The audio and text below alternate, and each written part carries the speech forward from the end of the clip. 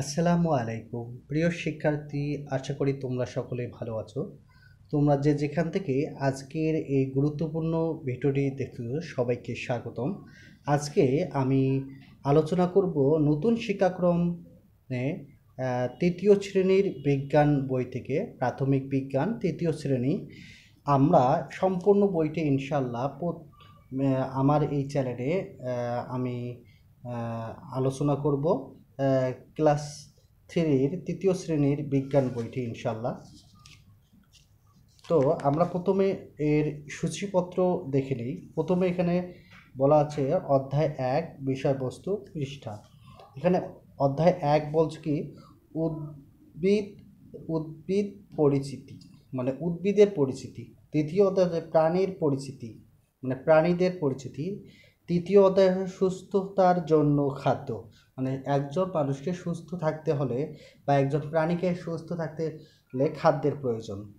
তারপর হচ্ছে পদার্থ, তারপর হচ্ছে 5 অধ্যায় আছে শক্তি, 6 অধ্যায় আছে বস্তুর উপর বলের প্রভাব, অধ্যায় 7 পানি, অধ্যায় 8 মাটি, অধ্যায় 9 জীবনের জন্য সূর্য, অধ্যায় 10 প্রযুক্তির সঙ্গে পরিচিতি, অধ্যায় 11 তত্ত্ব ও যোগাযোগ, শব্দকোষ। আচ্ছা, আমরা প্রথমে এক অধ্যায় নিয়ে আলোচনা করব। তো এখানে বলা আছে, দেখো চরিত্রে যে কোনো মেয়ে বা ছেলের চরিত্র এখানে আসতে পারে। এখানে চরিত্র এখানে বলছে রেজা আর হচ্ছে হিয়া। হিয়া এবং রেজা তোমার বিজ্ঞান শিখনের কিছু ইঙ্গিত অথবা ধারণা দেবে। এসো আমরা একই সঙ্গে বিজ্ঞান শিখি। রেজা আছে হিয়া। প্রতীক কাজ, এসো আমরা পর্যবেক্ষণ করি, অনুসন্ধান করি এবং পরীক্ষা করে দেখি। এটা তারপর আলোচনা, একজন আরেকজনের সাথে আলোচনা এখানে থাকবে, যে চলো আমরা সহপাঠীদের সঙ্গে আলোচনা করি। এরকম 3টা প্রশ্ন থাকবে। আশা করি তোমরা বুঝতে পারছো। তো প্রথম অধ্যায়ে আমরা আলোচনা করতে চেয়েছিলাম যে এক অধ্যায় উদ্ভিদের পরিচিতি। তো এখানে বলা আছে, দেখো উদ্ভিদের পরিচিতি। উদ্ভিদের পরিচিতি আমরা এখানে জানব যে পৃথিবীতে নানান রকমের জীব আছে। উদ্ভিদ এক ধরনের জীব। আমরা আমাদের আশেপাশে নানান ধরনের উদ্ভিদ দেখতে পাই, যেমন আম, জাম, লেবু, পেয়ারা, গোলাপ, মরিচ, সরিষা ও সরিষা গাছ। এগুলো আকারে, আকৃতি, রং ইত্যাদিতে ভিন্নতা রয়েছে। তাহলে এগুলো তো কিসে ভিন্নতা রয়েছে? যে এগুলোর আকার, আকৃতি, রং ইত্যাদিতে ভিন্নতা রয়েছে। এখানে প্রশ্ন বলছে 1 নম্বর প্রশ্ন, এখানে নীল কালারের উদ্ভিদের বিভিন্ন অংশ। উদ্ভিদের বিভিন্ন রকম হলেও এগুলোর গঠনের কিছুটা মিল রয়েছে। মানে উদ্ভিদের গঠনের কি রয়েছে? মিল রয়েছে। উদ্ভিদের সাধারণ অংশগুলো কি কি? বলছে, প্রশ্ন করছে যে উদ্ভিদের সাধারণ অংশগুলো কি কি। তো এখানে বলা আছে যে উদ্ভিদের সাধারণত অংশগুলো কি কি। তাহলে আমরা বলবো যে উদ্ভিদের সাধারণ অংশগুলো হলো মূল, কাণ্ড, পাতা, ফুল ও ফল। এগুলো হচ্ছে একটি প্রশ্নের উত্তর।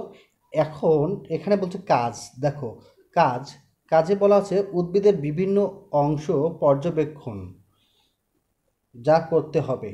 কি কাজগুলো করতে হবে? এখানে দেখো 1 নম্বর বলছে শ্রেণীকক্ষের বাইরে গিয়ে কিছু পরিচিতি উদ্ভিদ ভালোভাবে পর্যবেক্ষণ করি। 2, নিজের খাতায় একটি পরিচিতি উদ্ভিদের ছবি আঁকি। 3, ছবিতে গাছের প্রতিটি অংশের নাম লিখি। নিজের আঁকা ছবিটি সহপাঠীদের আঁকা ছবির সঙ্গে তুলনা করি। এখানে দেখো যে উদ্ভিদের বিভিন্ন অংশ কি কি? ফুল, মূল এবং উমম ড্যাশ ড্যাশ ড্যাশ। চলো ফুল ও শিকড় বা মূল সহ একটি উদ্ভিদ পর্যবেক্ষণ করি। এখানে একটা উদ্ভিদ পর্যবেক্ষণ করছে এরা। তাহলে এখানে আমরা বলতে পারি, উত্তর দিয়ে লিখবো যে এক নম্বর বলবো শ্রেণীকক্ষের বাইরে গিয়ে কিছু পরিচিত উদ্ভিদের ভালোভাবে পর্যবেক্ষণ করলাম। 2, নিজের খাতায় একটি পরিচিত উদ্ভিদের ছবি আঁকলাম। তারপর ছবিতে গাছের প্রতিটি অংশের নাম লিখলাম। নিজের আঁকা ছবিটি সহপাঠীদের আঁকা ছবির সঙ্গে তুলনা করলাম। আমার আঁকা উদ্ভিদের ফুল হলেও ফল হয় না, কিন্তু তার আকারে উদ্ভিদ ফুল ও ফল হয়। তো এখানে একটা গাছ অঙ্কন করা হয়েছে, এখানে ফুল হয়েছে কিন্তু ফল হয় না। তাহলে এখানে ফুল আছে, তারপর যে পাতা আছে, কাণ্ড আছে এবং মূল আছে দেখা যাচ্ছে। আশা করি তোমরা বুঝতে পারছো। এর পরের পৃষ্ঠারে আছে, দেখো তো, যে উদ্ভিদের সাধারণ অংশগুলো সম্পর্কে আরও কিছু জানি। প্রায় সব উদ্ভিদের মূল, কাণ্ড এবং পাতা থাকে। কিছু কিছু উদ্ভিদের আবার ফুল ও ফল থাকে। মূল উদ্ভিদের মূল বা শিকড় সাধারণত মাটির নিচে থাকে। মূল গাছকে মাটিতে আটকে রাখে এবং মাটির উপর দিকে সোজা করে ধরে রাখতে সাহায্য করে। এটা হচ্ছে মূলের কাজ। এরপর হচ্ছে কাণ্ড। মাটির উপরের উদ্ভিদের প্রধান অংশ কাণ্ড, যা মূল ও উদ্ভিদের অন্যান্য অংশের মধ্যে সংযোগ স্থাপন করে। এতে শাখা প্রশাখা, পাতা, ফুল ও ফল থাকে। এরপর হচ্ছে পাতা। অধিকাংশ উদ্ভিদের পাতা চ্যাপ্টা ও সবুজ হয়ে থাকে। পাতা মূলত একটি পৃষ্ঠ যা বোটা, একটি পত্রফলক এবং শিরা উপশিরা দ্বারা গঠিত। ফুল উদ্ভিদের বিশেষ ধরনের অংশ, যা সাধারণত রঙিন হয়। বিভিন্ন উদ্ভিদের বিভিন্ন আকার, আকৃতি ও বিভিন্ন বর্ণের ফুল হয়। সব উদ্ভিদের ফুল থাকে না। ফল উদ্ভিদের বিশেষ ধরনের অংশ, যাতে বীজ থাকে। যেমন আম একটি ফল, এতে ভেতরে বীজ আছে। বিভিন্ন উদ্ভিদের বিভিন্ন আকারে, আকৃতি ও বর্ণের ফল হয়। সব উদ্ভিদের ফল হয় না, মানে সবগুলো উদ্ভিদের আবার ফল হয় না, এটা বলছে এখানে। আচ্ছা, এখানে বলছে উদ্ভিদের বিভিন্ন অংশের কাজ কি কি। যে উদ্ভিদের বিভিন্ন অংশ যেমন মূল, কাণ্ড, পাতা ও ফুলের কাজ নিচে আলোচনা করা হলো। মূলের কাজ: 1, মাটি থেকে পানি ও পুষ্টি উপাদান গ্রহণ করা। 2, গাছকে মাটিতে আটকে রাখা। কাণ্ডের কাজ: 1, পুষ্টি ও পানি দেহের বিভিন্ন অংশ পৌঁছে দেয়।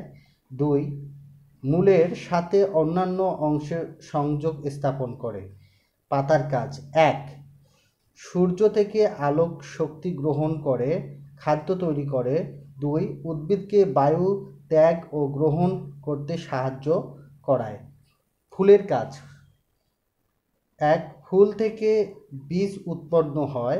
2, বীজ বপনের মাধ্যমে নতুন চারা গাছ উৎপন্ন হয়। এখানে বলা আছে, দেখো 3 নম্বর, যে কাণ্ডের উপর ভিত্তি করে উদ্ভিদের শ্রেণী বিভাগ। উদ্ভিদের বিভিন্ন অংশের মধ্যে একটি অংশ হলো কাণ্ড। সব গাছের কাণ্ড কি একই রকম নাকি আলাদা? প্রশ্ন করছে।